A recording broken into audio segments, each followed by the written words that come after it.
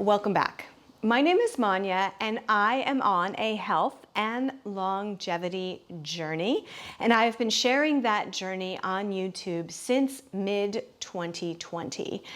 Initially, I lost about 40 pounds doing WW, and now I've gained a bit of it back, but I've also gained quite a bit of muscle as I've moved away from just fat loss and towards strength training and just trying to age as gracefully as possible. In my last video, I mentioned that I have quit WW. I did that a while ago. I would say 3-4 months ago, and I have been working with a nutrition coach through a program called PLT Nutrition. And I'll leave a link down below if you're interested in looking into them. They have a free Facebook group that is very active that I encourage you to join. And then if you're looking into coaching, I'm happy to answer any questions that you have. This is my personal journey. I am following a macronutrient breakdown that my coach gave me. I am tracking my food every day using Chronometer. For the most part, I weigh my food, although I do not weigh and track fruits or vegetables. Try to limit the fruits to a couple of times a day, but veggies, I eat as much as I want all the time. And I'll put some of my food up here on the screen. But what I wanted to do today was just to sort of introduce you to how I'm living my life now with a lot of specificity, so that as I share what I eat in a days going forward, you'll know why I'm eating the way that I'm eating. I've shared this before. I am no longer whole food plant-based. I am eating an omnivore diet. And that was for two reasons that I went back to eating meat, even though I was a vegetarian for 30 years. One was because I moved to Japan and it's just very difficult to be vegetarian here. And I honestly wanted to have more of an experience than I wanted to cut myself off from being able to experience food here.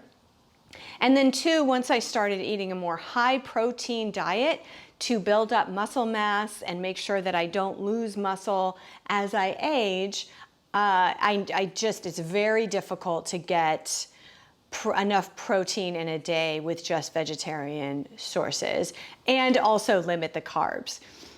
It's possible, but I just decided to take a different route. So that's a personal choice. So I am an omnivore now. I try to stay at about 1,455 calories a day. I know that's a very specific number. It lands that way based on my macronutrient breakdown.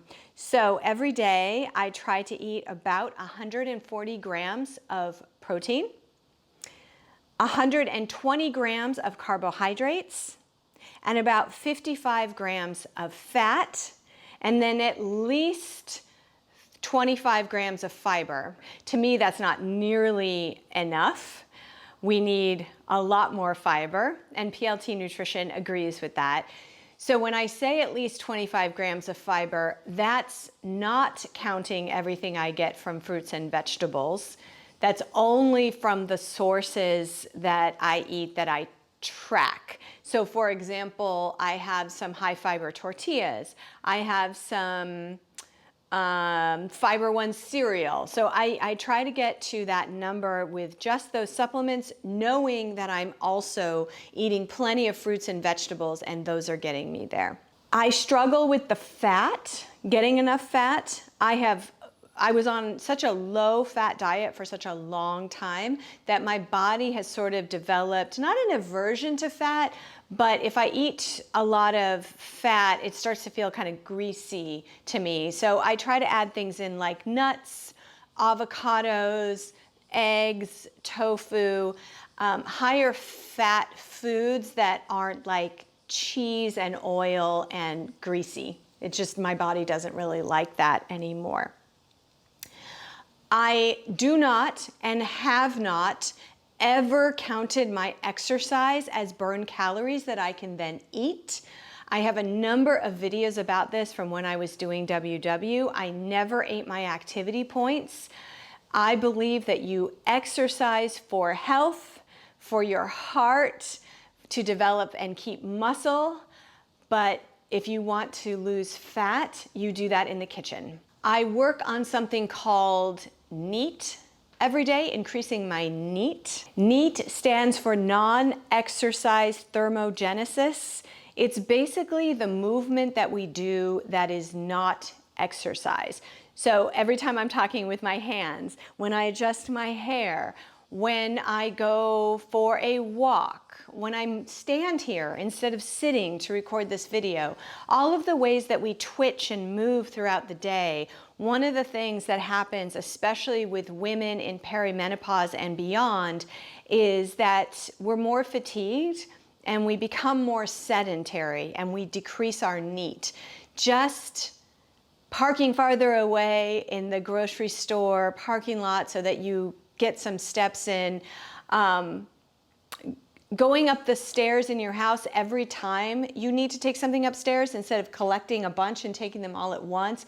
All of those little things that keep you moving will help you burn calories, if you will. They keep you active and they keep you from being sedentary, and they really can be helpful when it comes to fat loss. So protein, fiber, and NEAT are the 3 top things that I work on every single day. I do take some supplementation. Twice a day, I drink a packet of Element electrolyte powder. This is for a couple of reasons. One is for hydration, but it's also for the potassium. That's why I do the morning one, because a few years ago, before I started using this, I was getting Charlie horses, and that's a sign of low potassium, and it's very hard to get enough potassium in your diet. You can't just eat a banana and get enough potassium to prevent that. As soon as I started drinking 2 of those packets a day, the Charlie horses went away. And then at night, the one I take is for the magnesium, which helps me sleep. I take a chewable multivitamin every day. I know chewable is not the best delivery system for vitamins, but I struggle with multivitamins because they're so big. I just have a little bit of a fear of choking. So I sacrifice a bit with the chewables. I take a chewable vitamin C. I take a B12 pill once a week. That's sort of a holdover from my vegan days. I don't really know if it's necessary anymore. I think I'm probably getting enough B12 from my diet, but I'm finishing up the bottle that I have. And then I have recently, like this month, started taking a estrogen gel every day and a progesterone pill for days 15 to 28. And that is to try and combat some of the perimenopausal symptoms that I've been having for a couple of years. I just reached a point mostly around mood and joint achiness, where I just thought it was time for me. I know HRT is not right for everyone. I'm on a very low dose, and I'm still not sure if it's making any difference. But in looking back, I believe that some of my panic attacks that started a couple of years ago, my fatigue, joint achiness, and then mood the week before my period, it was just starting to cause some problems in my relationship. So I figured, it's time. It's time to start HRT. I'm reading the menopause book by Dr. Mary Claire Haver. I recommend it. It's a very easy read and interesting. If you are suffering from perimenopausal symptoms or menopausal symptoms, you might consider giving that one a look and thinking about hormone replacement therapy. And then in the gym, I go to the gym 4 days a week, and I lift progressively heavy. It's called progressive overload. That means that I am constantly trying to lift heavier and heavier to the point of failure.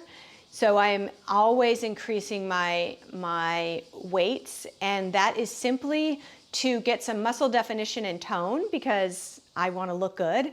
But also because we start to lose 8 to 10% of muscle every year as we age, and that's what leads to wasting, muscle wasting, and ultimately being 75 and falling and breaking your hip and not being able to recover. So I'm very focused on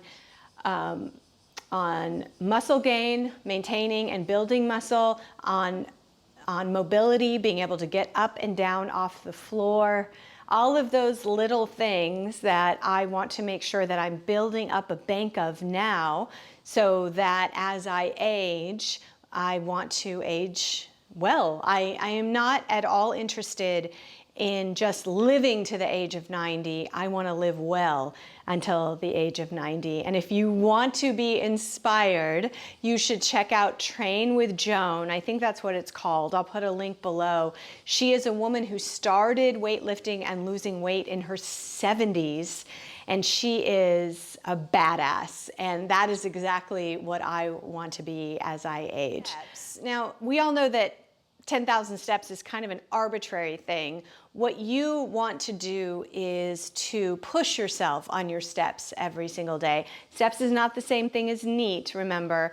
The steps you get through exercise, like if you go for a run or you go for a walk, those are different from the normal steps. Because if you think about it, if you take a walk a day, and let's say you walk for 2 miles, that's great. You should keep doing that. But if you're sedentary for the other 23 hours of the day, you're not really moving your body enough. So take your exercise steps off the table and really try to aim for more steps every single day. My base level steps per day is 12,000. That's a lot, but keep in mind that I am currently living a lifestyle where I do not drive and I am on buses and trains. So just to even get to my gym is a half-mile walk.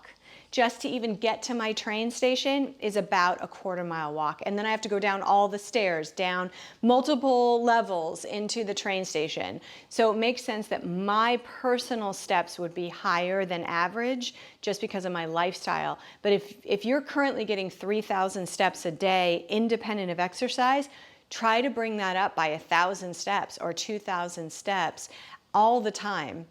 The key at this point in our lives, as we are in the second half of our lives as women, is to be pushing yourself.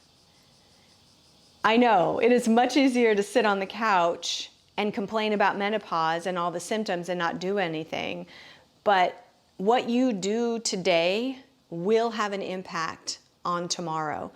So today, get up, start looking at your food, start looking at your body, and just move. All right, stay tuned. There's going to be a lot more content to come. Thanks for being here. Bye.